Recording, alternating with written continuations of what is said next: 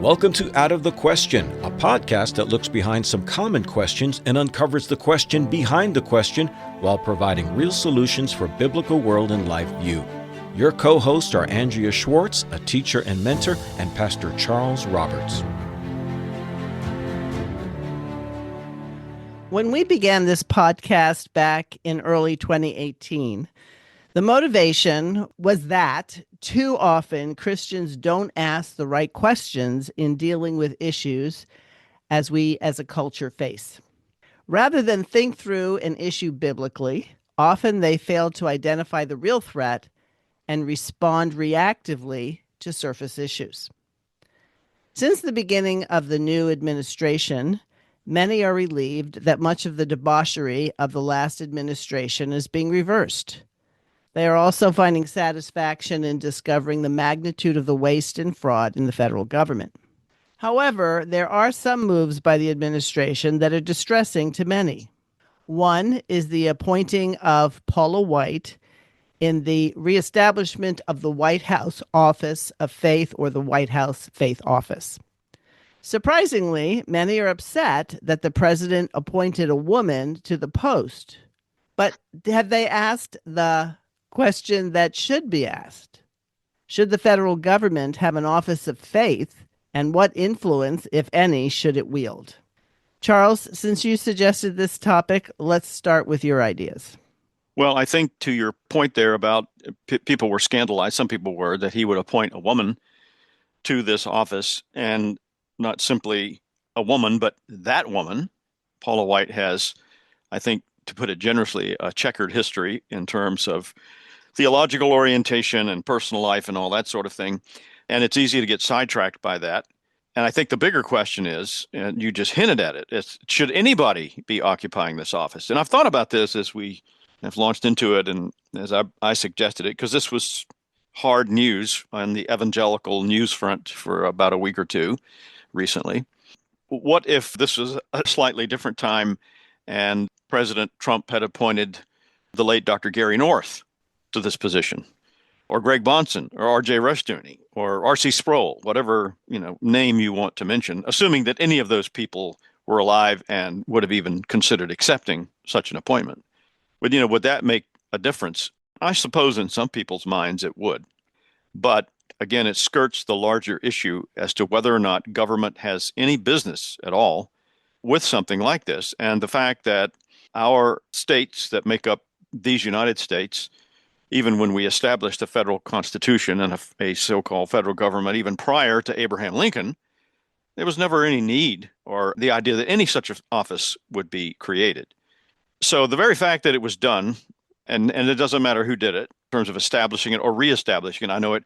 I'm looking at the executive order on the whitehouse.gov website that establishes this office dated February 7th, 2025. And it's referencing other administrations with similar types of departments, I'll put it that way. Right.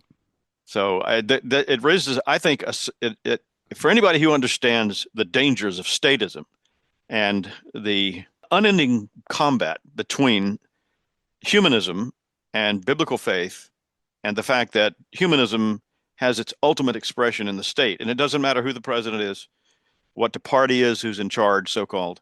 It is nevertheless a fact that the state constantly tries to assume the authority that God gives to the family and the church. Exactly. And it was funny because I was also casually seeing certain things, whether it was on social media or emails that came. The emails, I might say, that no matter how many times you unsubscribe, you seem to get 20 more in their place. So I was seeing this about Paula White. And as you said, she's got an interesting past, and I put interesting in quotes. And what I was wondering was, okay, who would they have wanted to see in this role? Not too many people were complaining about the fact that the audacity of saying that the federal government is going to have an office. We deal with agriculture, and we deal with faith. And then, of course, faith can have a wide range of implications that, there are many roads that lead to God, et cetera, et cetera. But there were very few that were even talking jurisdictionally. And when I talked about superficial reactions, it's as though people's attention spans are so short that all they can remember is what they didn't like about the last guy, and the new guy is going to change everything. And not only does it show a lack of faith in God, but it shows a real ignorance of the Constitution, which everybody likes to throw around. This is unconstitutional. This is constitutional. I doubt many people have even read it ever. And I wonder how many have read it recently. Are you referring to the U.S. Constitution? Yes. Yeah. Well, those, of course, are very good questions. And I think many of us, maybe we read it at some point when we were in school, in elementary or junior high or high school. Probably not since then. I know a couple of conservative talk show hosts, one in particular I'm thinking of, who would send out and hand out free copies of a pocket constitution. And certainly that's an important thing. But as R.J. Rushdoony famously said, the Constitution cannot save this country.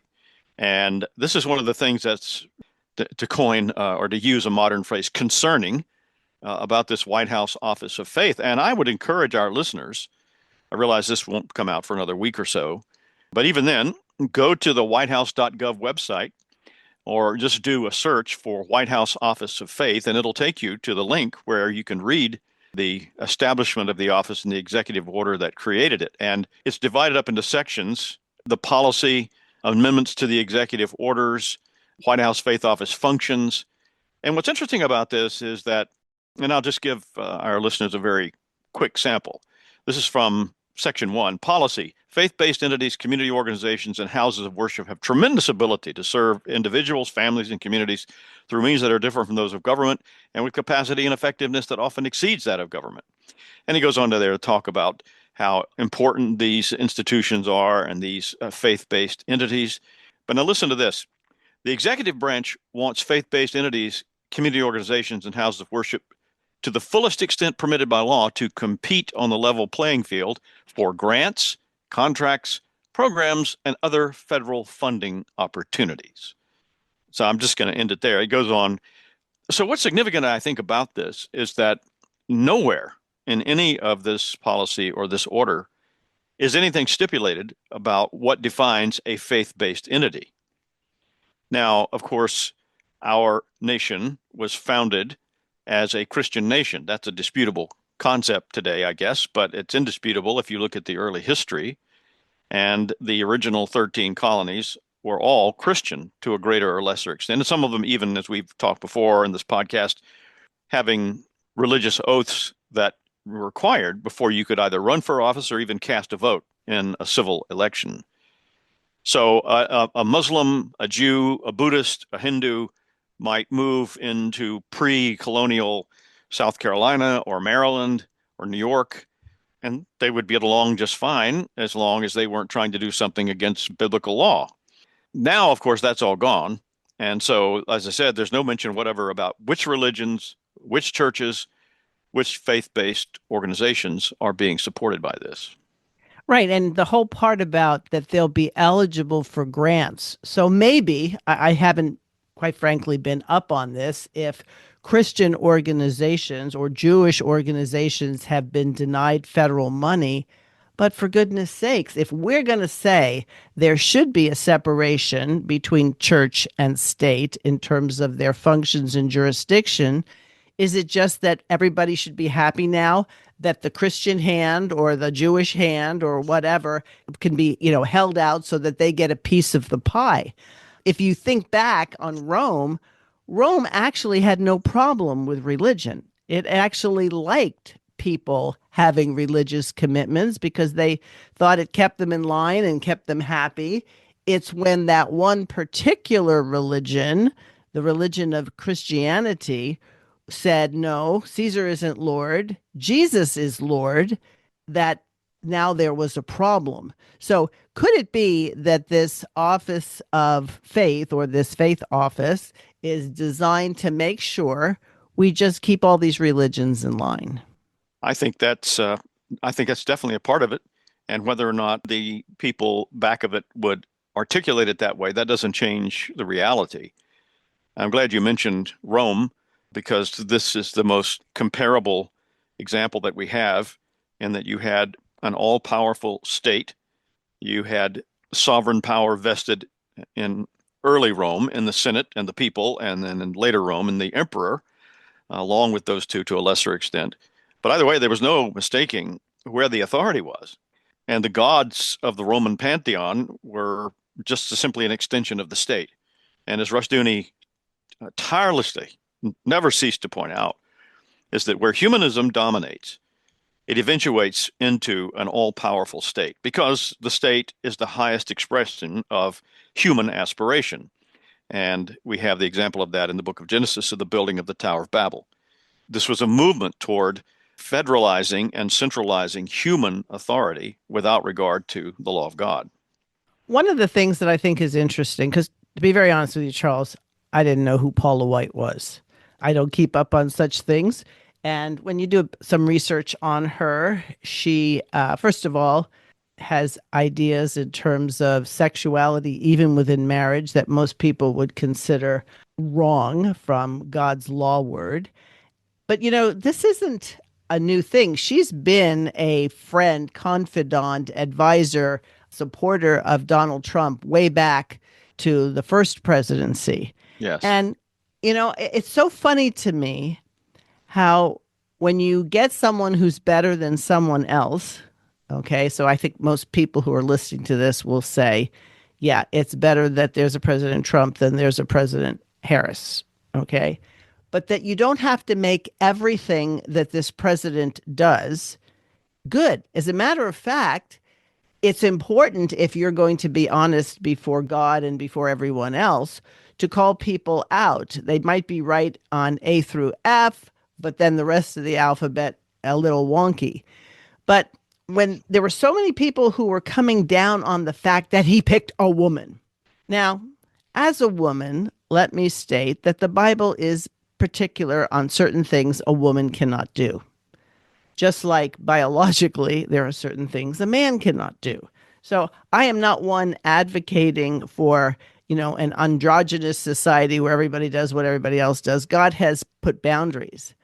But this whole idea that it would be wrong for a woman to be anybody's advisor. Well, in marriage, pity the man who doesn't use his wife as an advisor. Jesus had a lot of supporters and disciples, but he commends and calls out women, specific women, in terms of what they did to further his work, to further the kingdom. So when this then deteriorates into a man-woman thing, and he should never have picked a woman, and how terrible that all it does is, I think, play into the conflict of interest that loves to prevail even in the church, the patriarchy, the feminism, or whatever it is. We know that the president's wife, we wouldn't categorize her as a good spiritual advisor to her husband, because we know that she doesn't have a problem with women ending the life of unborn children.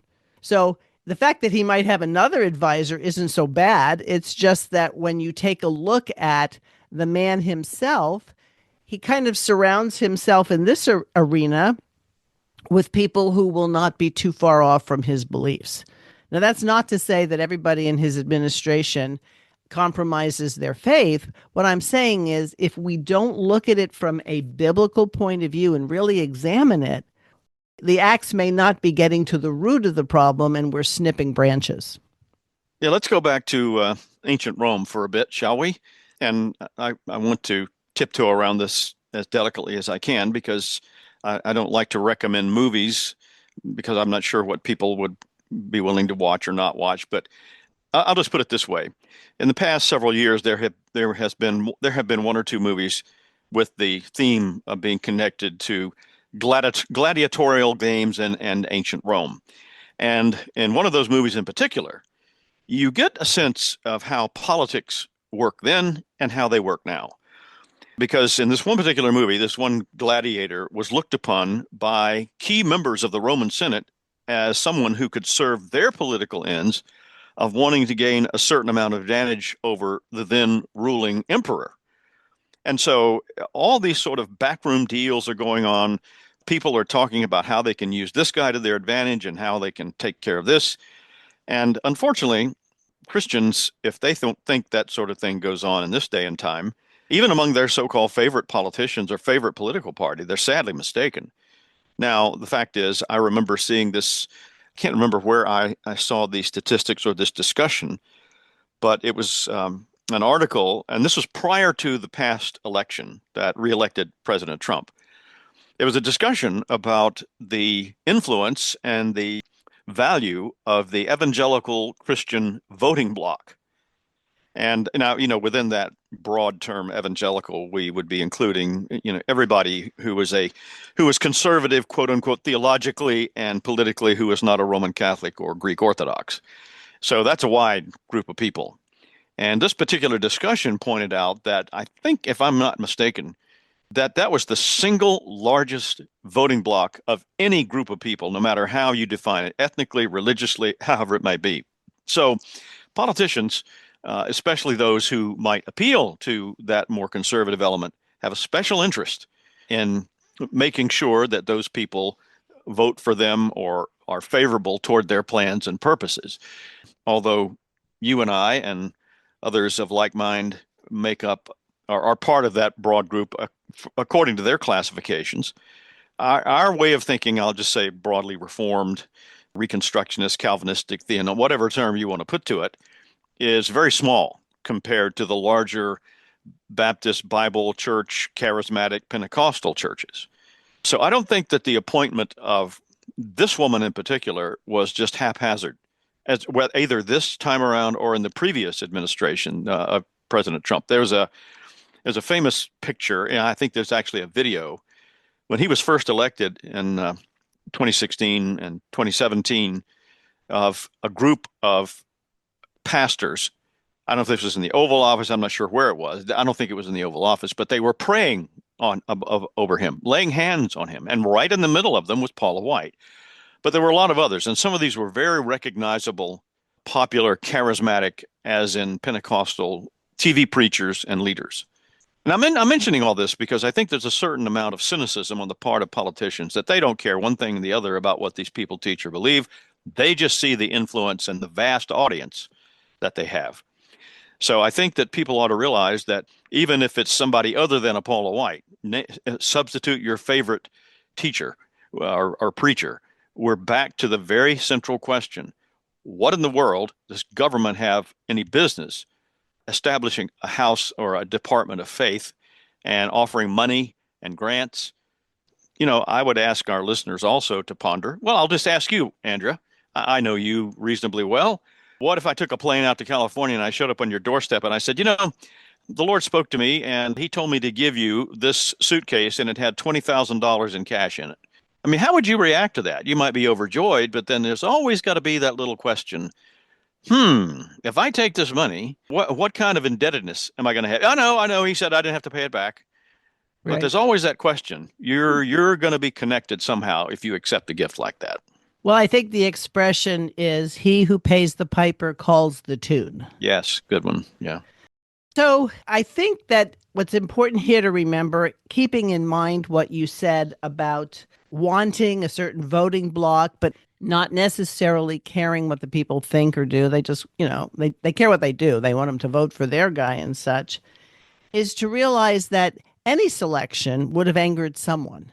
And that's what really is the question, is should there even be such a thing? Well, people say, yes, well, the First Amendment guarantees whatever. Okay, the First Amendment says it. Remember, the amendments to the Constitution were not because they thought some preacher somewhere was going to try to take over the world. It was so that the federal government would keep their hands out of areas that they had no jurisdiction in. So the First Amendment is a jurisdictional amendment that says you can't go here. When it comes to how people worship, the federal government makes no rules. And so when the pendulum swings, when we have one president that does 75 executive orders that we don't like, and then the new person comes in and then he changes it all, do we really think that the answer is going to be politics? Because regardless of how much you might like a guy in office, he won't be there forever. And it presupposes that the answer to problems are political answers. as opposed to people repenting. I'd be all for a White House Office of Faith and a website that says, repent, the kingdom of God is at hand. That's all you'd really have to put on that website, because it would acknowledge the fact that the answer or the solutions aren't going to come politically. Yes, and I come back to this significant point that when the Constitution was formed, there was mainly a biblical understanding. I realize not all the founding fathers were what we would call Bible-believing Christians, but they operated largely from that worldview, even if they individually weren't. But many of them, I would even say maybe most were, in terms of their views of morality, and especially the position of the state and the responsibility of individuals to govern themselves according to biblical morality.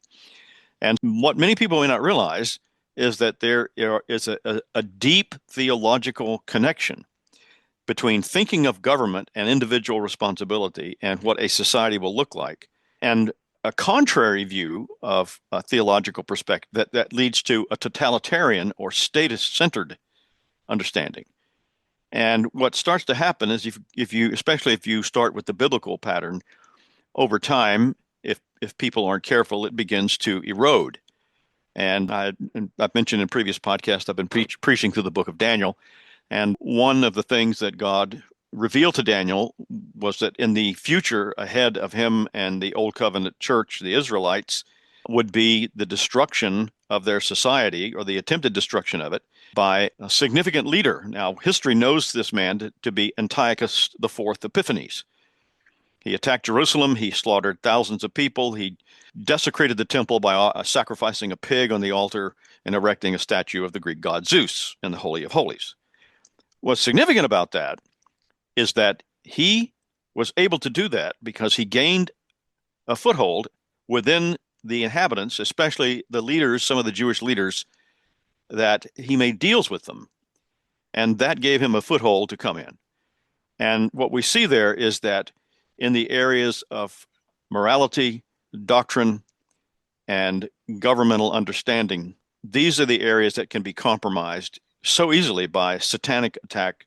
And once that happens, then we're open to false ideas about the position of the state and where are the, okay, we have freedom of religion, or we believe in the separation of church and state. You can say all that all you want, but over time, those things get redefined and you don't think there's a problem when there really is one.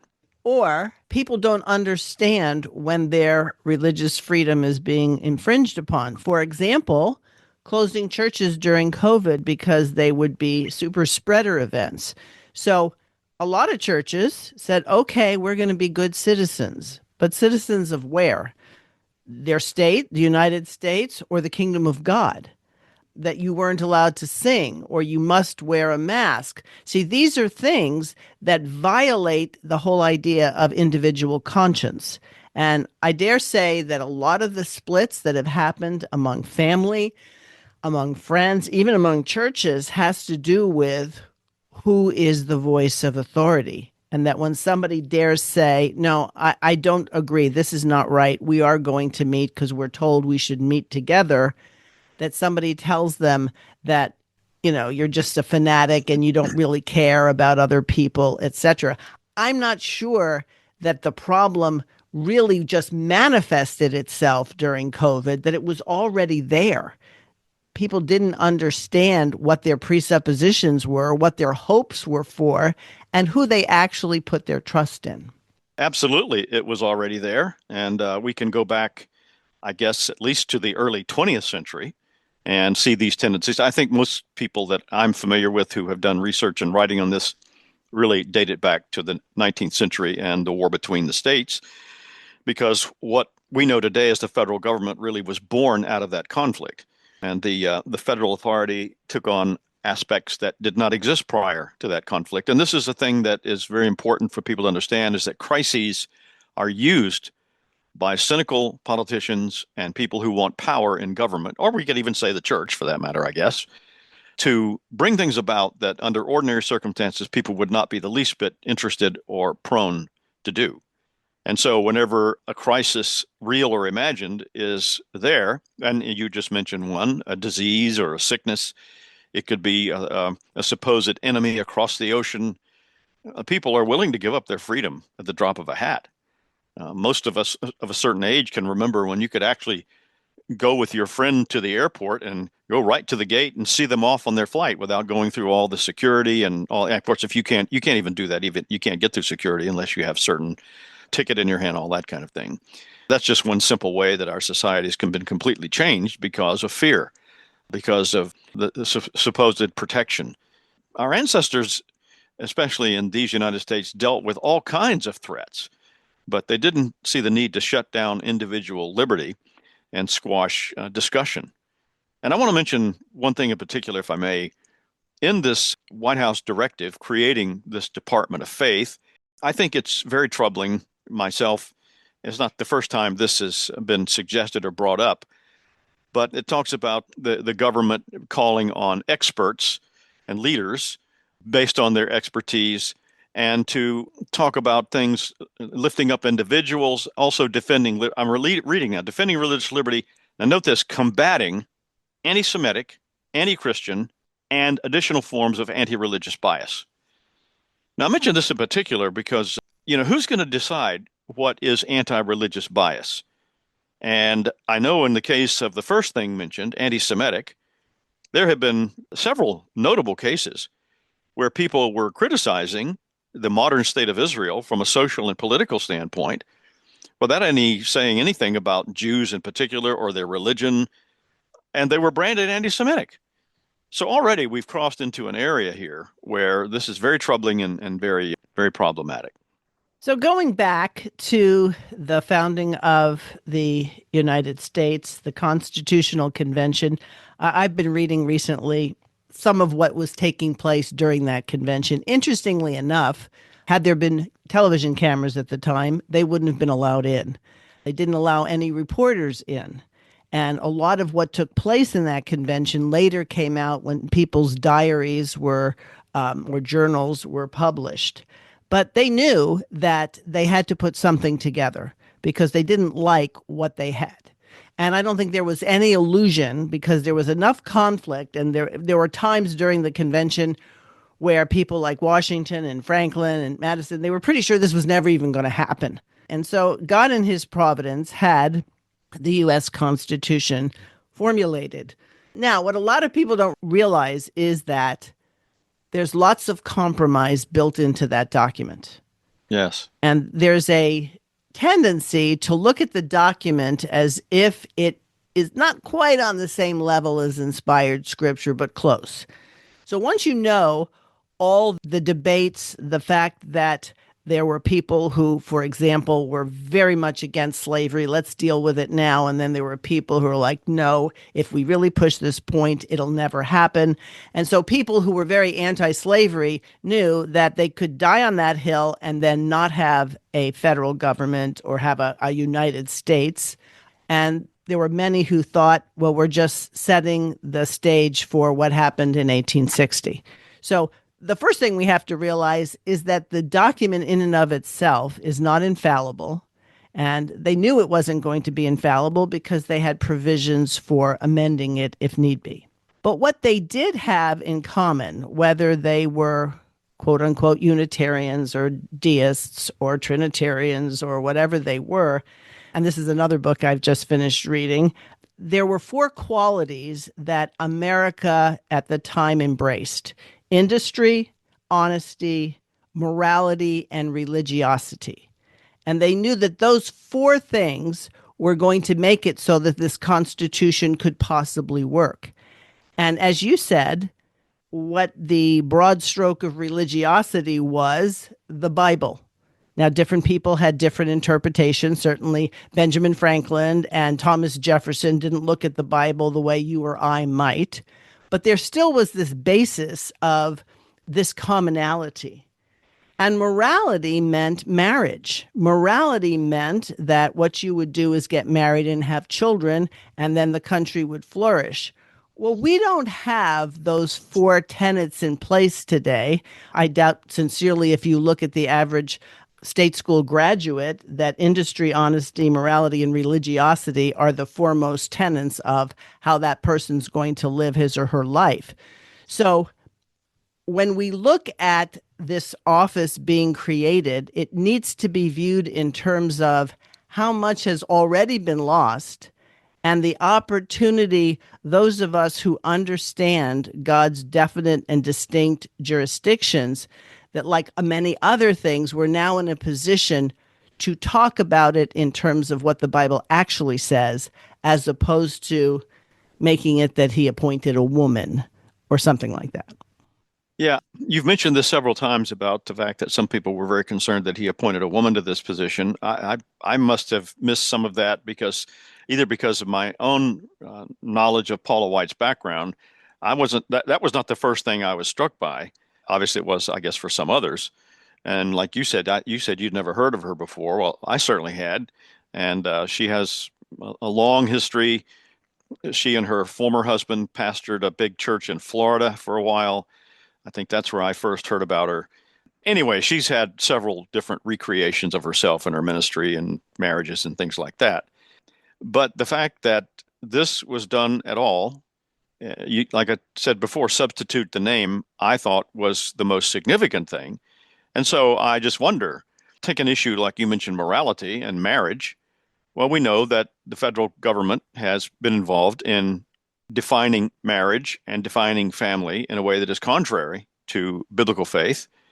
And I don't know of anyone in the current administration, anyone of public note, major office holder in the public and the current administration. I don't mean, Congress or the Senate. I mean in the White House and the cabinet, who would, if they do harbor the idea of marriage can only be legitimately between a man and a woman, biological man, biological man, throw out all these, adjectives nowadays. They certainly haven't said so. And I'm guessing that probably anyone would be okay with same-sex marriage in the current administration. I think the president himself has been in favor of that. So if someone has, on biblical grounds, an objection to that, and it somehow spills over into governmental or legal issues, and sometimes it has, and what can they appeal to this office and say, I need your help? When you've got such a broad stroke about what is faith-based, how are you going to come down anywhere that is not going to be contrary to a particular group? My guess is what would happen is that considerations would be taken. Somebody would lick their finger and put it up in the air to see which way the wind is blowing, and that would determine the result of the decision to help this person in that particular issue.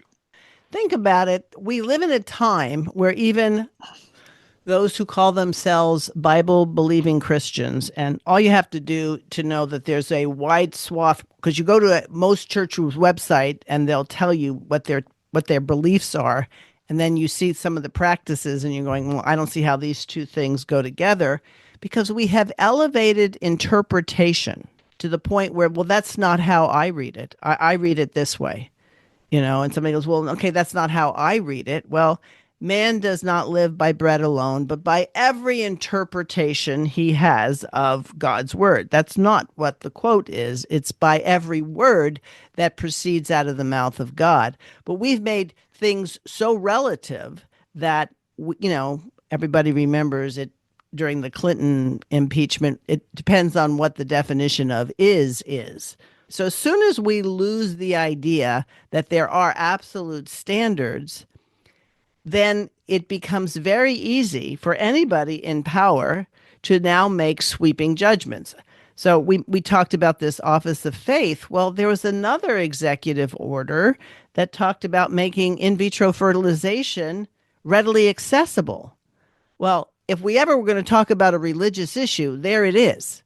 And some people think it's fine and other people don't. And a huge clientele for in vitro fertilization are same-sex couples who need somebody else, a male, or if they're just two males, they need a female. If they're two females, they need a male in order to produce offspring.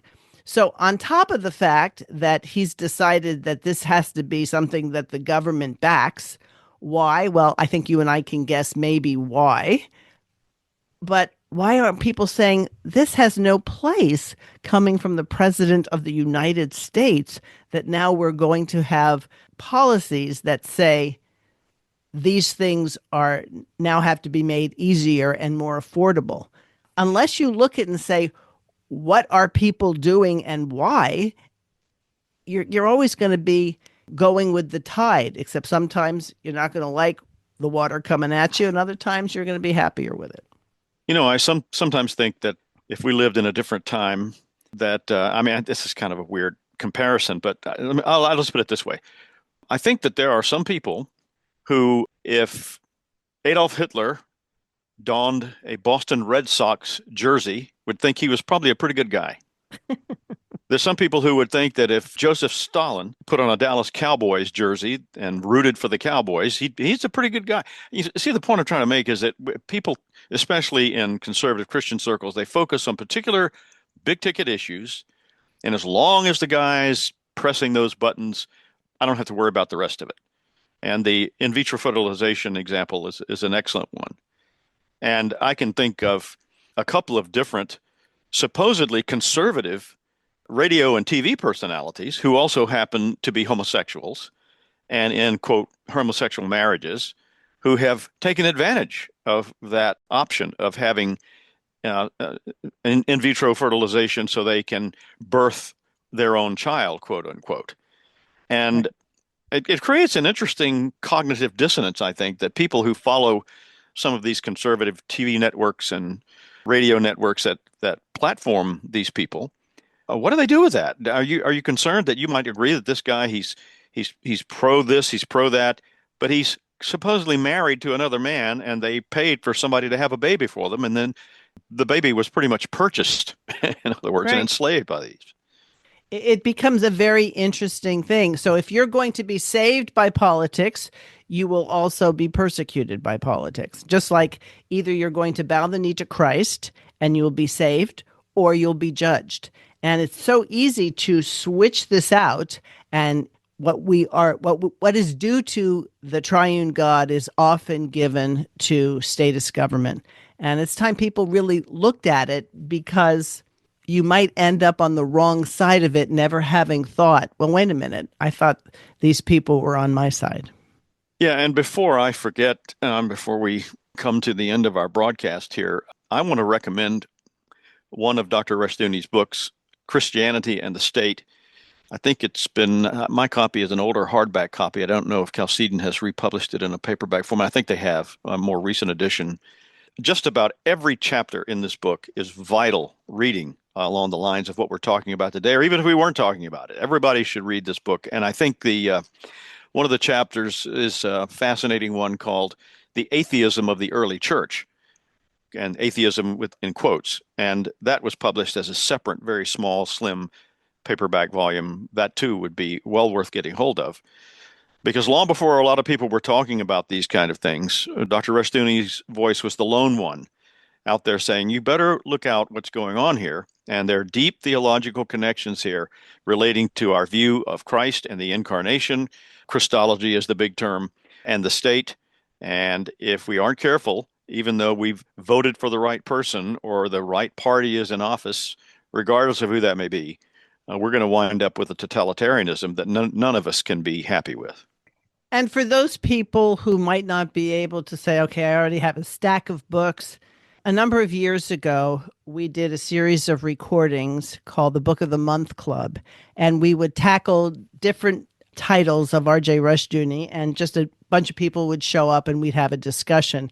And I do believe that Christianity and the State was one of those books. So you could listen to that discussion and get a sense of, okay, this is what the book is about, and maybe make that your introduction to it. But I agree with you, Charles. We're rarely aware of the tentacles of how statism has entered into our lives, to the point that we're excited when the state gives us permission to do something God has told us to do.